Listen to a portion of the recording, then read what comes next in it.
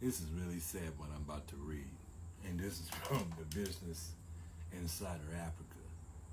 Posted posted August 28th, 3:29 p.m. yesterday, which exactly about five. It's 5 hour difference, I guess. I don't know where, but anyway, it's just really sad.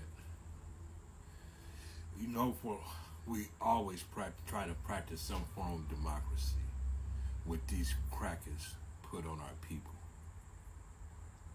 and I, the ones who are most directly responsible for this democracy is the Europeans, the white Europeans. They're the ones always preaching about democracy. I live here in the United States, okay? There's no democracy being practiced here. It's dictatorship. The police are nothing more than goon squads. They still continue to kill black people, African black people, on a daily basis here. No different from during the dark period of slavery. Slavery has not ended. It only evolved. Instead of being called a slave, now you're called a citizen. Instead of being a dictatorship, now it's called a democracy. I mean, correct me if I'm wrong. Any of you got anything to say, please correct me. I'm not past being scrutinized. I'm just going by what's being posted. See, I'm on the grassroots. So most of the things I'm talking about is not made up. I practice and live this every day, especially here in the United States. The only thing here in the United States as far as black people, African black people concerned, is just getting money. We need to go back to Africa. If you got enough money to go buy some Jordans, a wig, you can take that same money and find out what part of Africa you are descended from. Of course, if you want to be an Indian, then this wouldn't even matter to you. But anyway, according to Business Insider Africa, among the least satisfied nations are Gabon at 7%, Congo Brazzaville at 15%. These is the top 10 African countries who hate democracy, who are dissatisfied with it. Oh yeah, Nigeria's in this list too. I don't know why Nigeria should be number one, considering what's currently happening right now.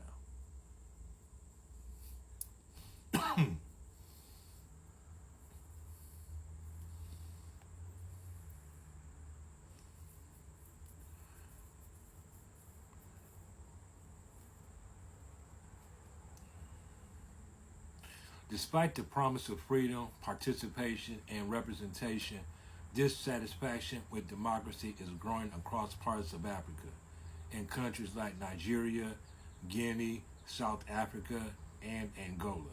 Frustrations with governance, corruption, and socio-economic inequality have left many citizens disillusioned with their political systems.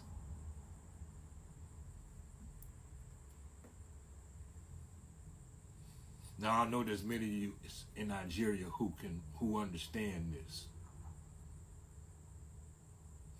I'm learning about the military coup that took place, and that's where Tinubu is heading right now. You had a journalist that was kidnapped, currently held in police custody. They have no reason to even hold this man because he's doing his job, and that's to report the truth.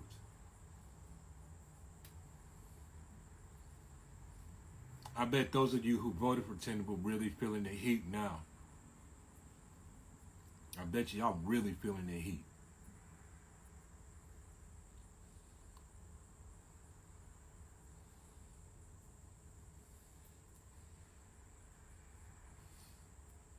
Even y'all Yoruba Ronins who's pushing this APC nonsense. I'm pretty sure y'all feeling the heat now. That you are hungry. And this government's policies is not benefiting you. You need to understand that you have been used. Let me talk to some of the Igbos who attend this church that I've learned about so far. It's called Redeemed Church. Yeah, many of you Igbos who go to this church, I need to stop going to that church. Redeemed Church. Redeemed Church of Christ. Y'all need to stop going to that church. I mean, I am begging you to stop going to that church. Because them people who run that church, that is an APC governed church. All they're doing is taking your money.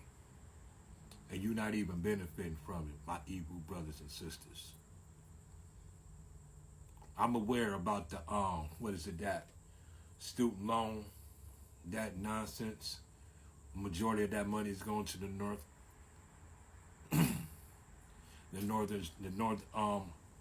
Our northern brothers and sisters don't even believe in a real education. They just want to be Muslims.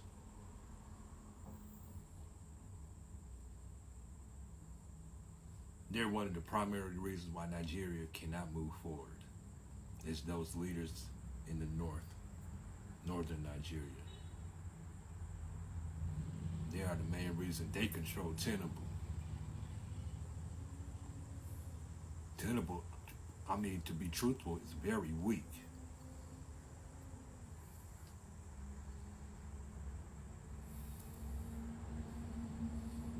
Okay, let me get back. I just not really off topic. I'm passionate about Nigeria. Now, despite the promise of freedom, participation, and representation, dissatisfaction with democracy is growing across parts of Africa. In countries like Nigeria, Guinea, South Africa, and Angola, frustrations with governance, corruption, and society economic inequality have left many citizens disillusioned with their political systems. According to a survey by Afrobarometer across 39 countries, a majority of Africans say they would accept a military takeover of government if elected leaders were abusing power. It's getting to that point where many of our brothers and sisters in our respective nations want a military takeover. This is bad. Many of you so-called leaders, corruption, that's your middle name. Y'all should have a rubber stamp that says corruption. I mean, it's just right on your forehead. I mean, it's as plain as day. Everybody can see that y'all stealing the money from the people. I mean, this is no rocket science. Nobody's dumb. I mean, this is 21st century, and y'all still want to try to pull some Stone Age nonsense.